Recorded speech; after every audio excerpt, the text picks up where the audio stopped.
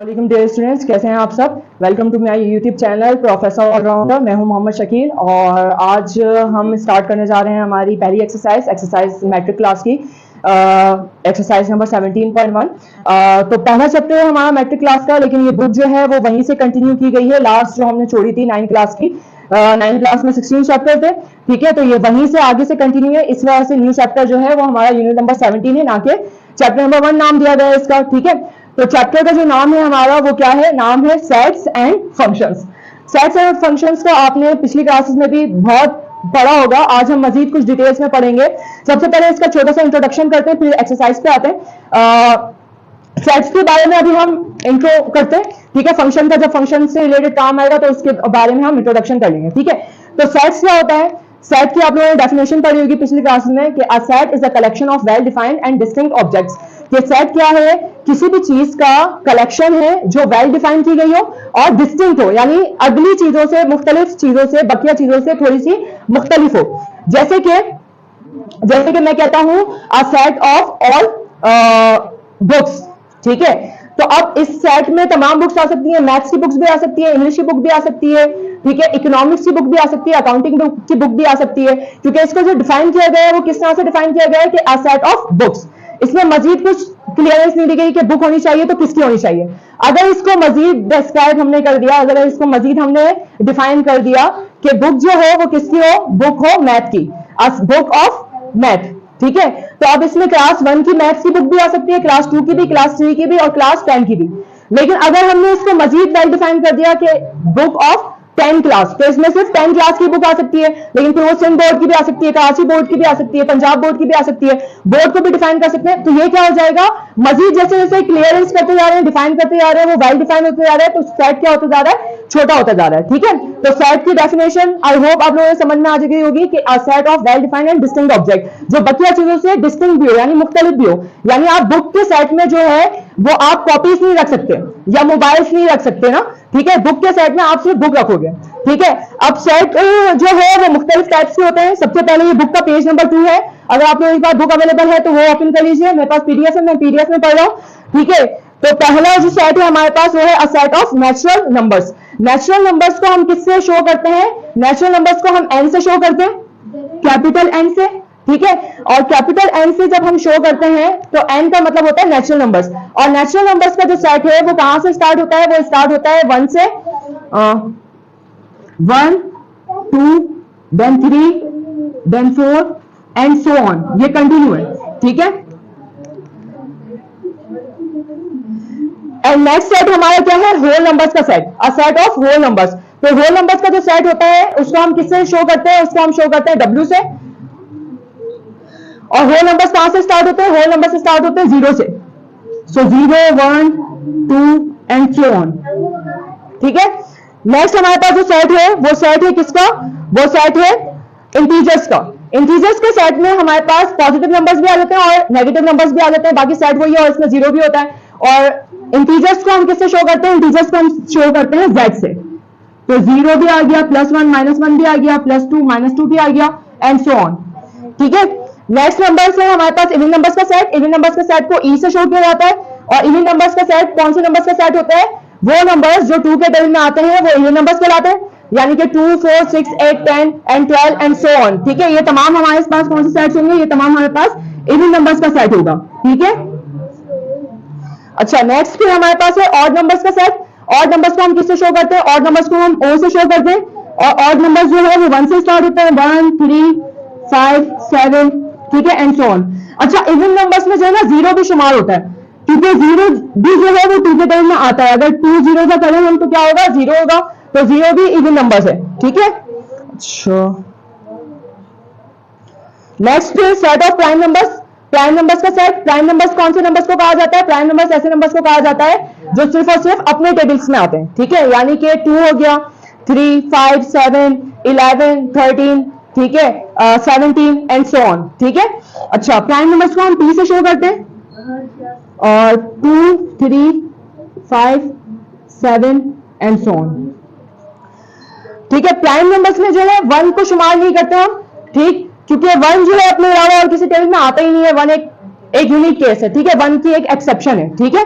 अच्छा, नेक्स्ट है फिर हमारे पास रेशनल नंबर्स का सेट। रेशनल नंबर्स को आप लोगों ने अच्छी तरह से 9th क्लास में पढ़ा होगा कि वो डेसिमल फ्रैक्शन यानी कि वो फ्रैक्शंस में दिए गए नंबर्स जिसको जब हम डिवाइड करें तो या तो वो टर्मिनेट हो जाए, ठीक है, या तो अगर टर्मिनेट ना हो, नॉन टर्मिनेटिंग हो, तो वो रिकरिंग हो। नॉन टर्मिनेटिंग रिकरिंग, ये दो शर्तें, या तो टर्मिनेट हो जाए टर्मिनेटिंग हो, या तो नॉन टर्मिनेटिंग रिकरिंग हो।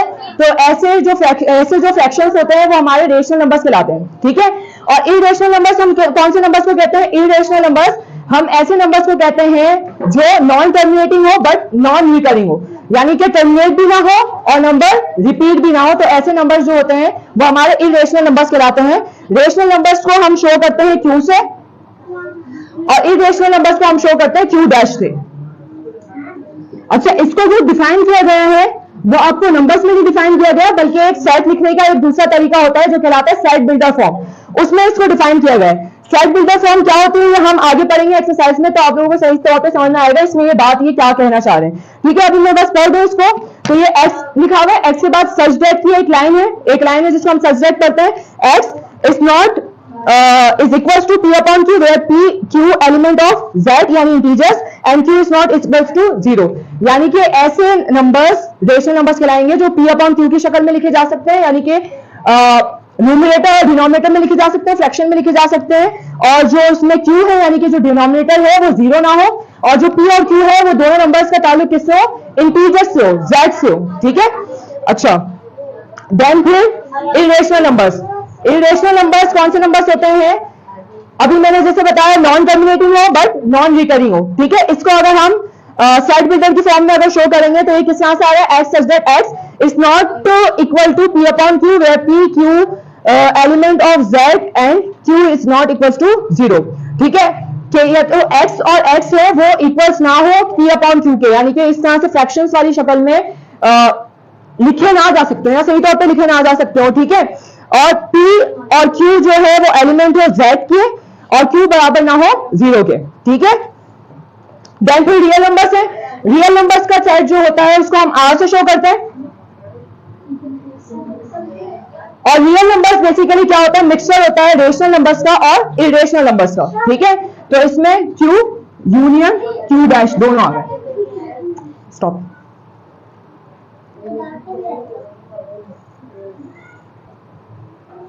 जी क्लास, तो एक्सरसाइज पे आते हैं हम। पहली एक्सरसाइज है हमारी 17.1, पेज नंबर है 5, ठीक है। पहला क्वेश्चन है इसका, right the following sets in tabular form. जैसे कि इससे पहले मैं बता रहा था कि सेट को लिखने के कई तरीके होते हैं, ठीक है। तो हमारे पास सेट को लिखने के बेसिकली जो तरीके होते हैं वो 3 तरीके होते हैं। एक का नाम है डेस्क्रिप्टिव फॉर्म, जिस तरह से क्वेश्चन में दिया गया है, ठीक है, ये डेस्क्रिप्टिव फॉर्म कहलाता है।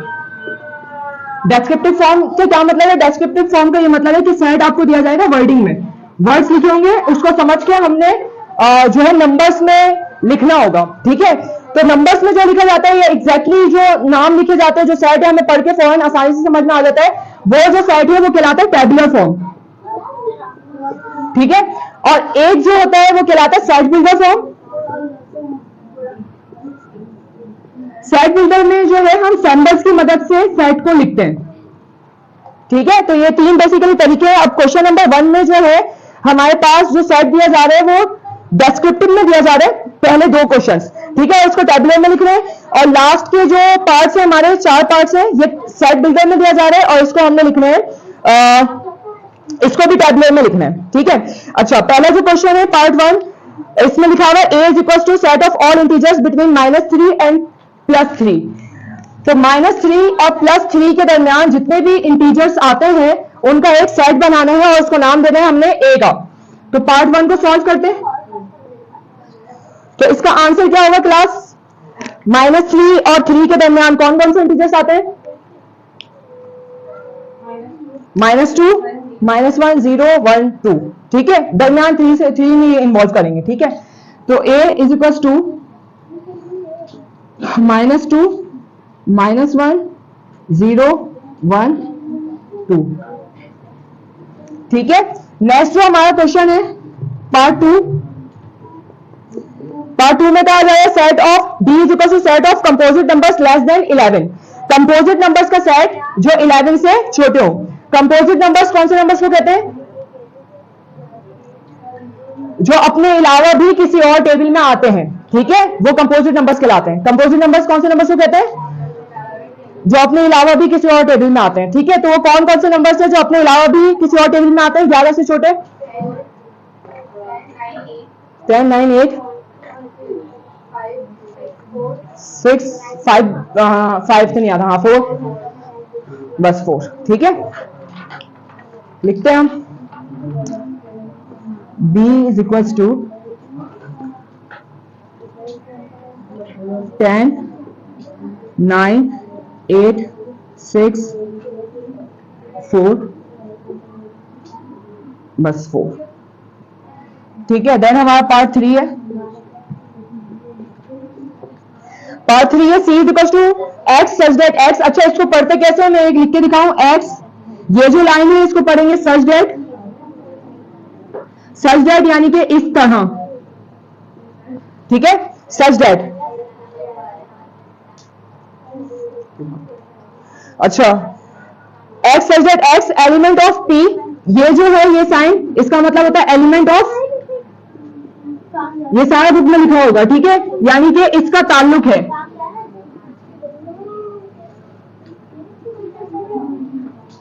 ठीक है, अच्छा एक और साइन है p का मतलब तो मैंने बता दिया था जब हम पहले पढ़ रहे थे। p का मतलब होता है प्राइम नंबर्स जो सिर्फ अपने टेबल में आते हैं। ठीक है, और ये जो साइन है इसका मतलब है एंड का मतलब और। ठीक है, फिर 5 है, फिर ये लेस देन, बल्कि ये हाँ लेस देन का साइन है, less than x less than और इक्वल्स टू 13। ये जो साइन है इसका मतलब है लेस देन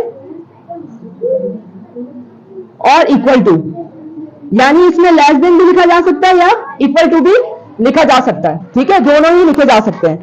ठीक, तो अब इस पूरे का मतलब क्या हुआ एक बार अगर हम पढ़े, c is equal to x such that x element of p and 5 is less than x is less than 13 less than और इक्वल टू 13, यानी कि x एक नंबर है।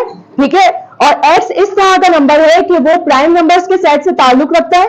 ठीक है, और x जो है वो 5 से बड़ा है लेकिन 13 से छोटा है। ठीक है, x सच दैट x एक नंबर है। ठीक है, और वो नंबर इस तरह से है कि वो प्राइम नंबर का सेट है।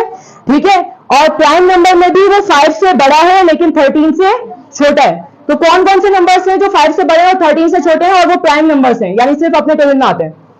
7, 11, 7, 11, 13। अच्छा, ये वाला साइन था ना, तो इसका मतलब था लेस देन और इक्वल टू, यानी 13 से छोटा भी लिख दो तब भी चल जाएगा, 13 तक भी लिख दो तब भी चल जाएगा। ठीक है, लेकिन अगर ये वाला साइन नहीं होता तो फिर 13 से छोटा ही लिखना था हमने। ठीक है, अगर ये वाला साइन नहीं होता तो हमने 13 से छोटा ही लिखना था।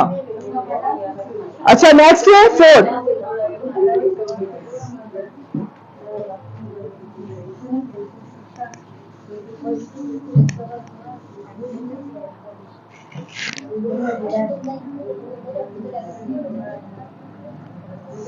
है d is equals to y such that y element of o and 7 is less than y is less than 17। y एक नंबर है इस तरह से कि उसका ताल्लुक ऑड नंबर से, o मतलब ऑड नंबर। ठीक है, और y जो है वो 7 से बड़ा है लेकिन 17 से छोटा है। ठीक है, इसका मतलब समझ लेना आप तो आसानी से लिख सकते हैं। ठीक है, बस मतलब समझ में आना चाहिए। जैसे अभी मैंने हर एक का मतलब बताया था ना, वो मतलब माइंड में होगा तो आसानी से समझ जाओगे। तो y एक नंबर है, उसका ताल्लुक ऑड नंबर से है और वो 7 से बड़ा है लेकिन 17 से छोटा है। तो बताइए ऑड नंबर जो 7 से बड़े हैं 17 से छोटे हो कौन कौन से?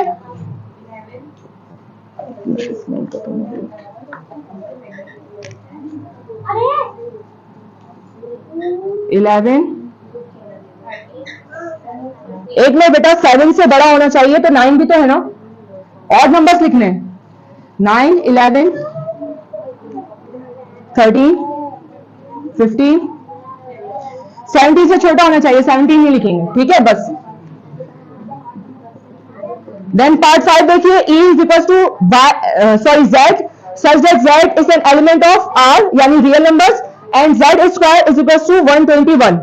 z एक नंबर है और उसका ताल्लुक रियल नंबर से है और उसका अगर स्क्वायर ले तो 121 आता है। तो किसका स्क्वायर 121 के बराबर है? स्क्वायर का टेबल अगर याद है तो उससे लिख लेंगे, वरना 121 का स्क्वायर रूट ले लो, पता चल जाएगा। 121 का स्क्वायर रूट लो, क्या आएगा? 11 आएगा। ठीक है, छोड़ दो। तो ई क्या आ जाएगा? ई सिंपल 11 आ जाएगा। ठीक है, then part 6, F such that P element of Q and P square is equals to -1। अच्छा, इसका मतलब क्या है? इसका मतलब ये है कि P एक नंबर है जिसका ताल्लुक जो है वो रेशनल नंबर से है। Q मतलब रेशनल नंबर, जैसे अभी बताया था मैंने। ठीक है, और अगर उसका स्क्वायर लेते हैं हम तो क्या आता है? तो -1 आता है। तो आप लोगों ने 9th क्लास में पढ़ा होगा कि -1 किसका स्क्वायर आता है? ठीक है, इमेजिनरी नंबर का स्क्वायर आता है ना। आयोडा एक नंबर हमने पढ़ा था। ठीक है, और उसका स्क्वायर जो होता है वो -1 होता है। और आयोडा क्या है? आयोडा एक इमेजिनरी नंबर है। आयोडा एक रेशनल नंबर तो नहीं है। रेशनल नंबर जो है वो रियल नंबर का पार्ट है, रियल नंबर है और एक इमेजिनरी नंबर है।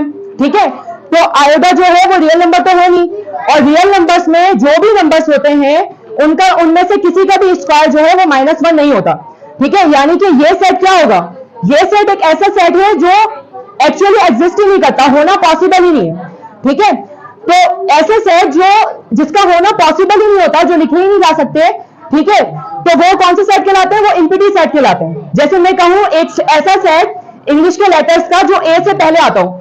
अब इंग्लिश के लेटर्स में ए से पहले तो कोई लेटर आता ही नहीं है। ठीक है, तो ये इम्पिटी सेट होगा कि होना ऐसा पॉसिबल ही नहीं है। तो बिल्कुल इसी तरह से इस सवाल में ये केस है कि ये क्वेश्चन होना पॉसिबल ही नहीं है। ठीक है, तो ये कौन सा सेट होगा हमारा? ये इम्पिटी सेट होगा। तो F इज इक्वल टू क्या आ जाएगा?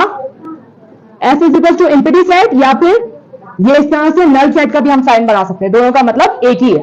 ठीक है,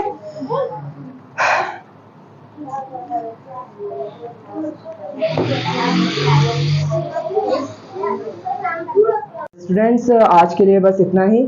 आज ये हमारी पहला लेक्चर था मैट्रिक क्लास का। आपको वीडियो हमारा लेक्चर कैसा लगा कमेंट करके लाजमी अपना फीडबैक दीजिएगा, और अगर आपको हमारी वीडियो पसंद आई हो तो लाइक भी कीजिएगा। और इसी तरह की वीडियोस अगर मज़ीद आप देखना चाहते हैं, कराची बोर्ड से related maths, physics, biology, chemistry, English वगैरह की वीडियोस अगर आप देखना चाहते हैं तो हमारे चैनल को सब्सक्राइब करें और बेल आइकन को प्रेस करें, ताकि आपसे हमारी कोई भी अपडेट मिस ना हो। और अपने दोस्तों के साथ भी लाजमी शेयर करें, क्योंकि अच्छे बच्चे हर अच्छी चीज़ अपने दोस्तों के साथ शेयर करते हैं। ठीक है, मिलते हैं इसके अगले लेक्चर में। अगले क्वेश्चंस को मैं सॉल्व करवाऊंगा। तब तक के लिए आप इसकी जो आज क्वेश्चंस मैंने करवाए हैं इसकी बहुत अच्छी प्रैक्टिस करिए, और अगर कुछ समझ में ना आया हो तो आप कमेंट करके भी पूछ सकते हैं। मैं उसको कमेंट में ही आपको गाइड करने की कोशिश करूंगा, या उसके लिए कोई अलग से वीडियो शूट कर लूंगा। तब तक के लिए अपना बहुत ख्याल रखिएगा। अल्लाह हाफिज़।